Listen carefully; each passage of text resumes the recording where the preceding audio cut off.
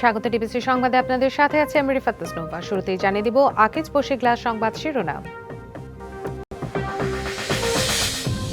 অনুপ্রবেশকারীরাই নাম ভাঙিয়ে বদনাম করছে বিএনপির দাবি হাইকমান্ডের। দলের ভাবমূর্তি রক্ষায় কেন্দ্র থেকে তৃণমূলের কঠোর নির্দেশনা।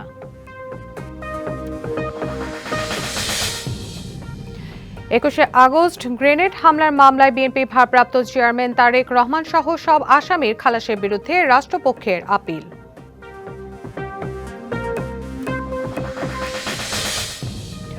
রাজধানীর খিলক্ষেতে ধর্ষণের অভিযোগে 11 বছরের শিশুকে ছিনিয়ে নিয়ে বিক্ষুব্ধ জনতার পিটুনি, হামলায় 7 পুলিশ সদস্য আহত।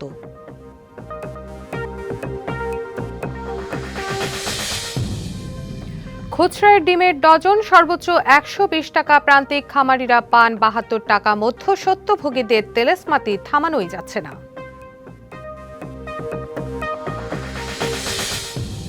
ব্রিটেনে অভিবাসীদের জন্য দিন দিন কঠোর হচ্ছে সরকারি নিয়ম নীতি। কনজারভেটিভের পথেই হাঁটছে লেবার পার্টিও, বিপাকে অসংখ্য বাংলাদেশি।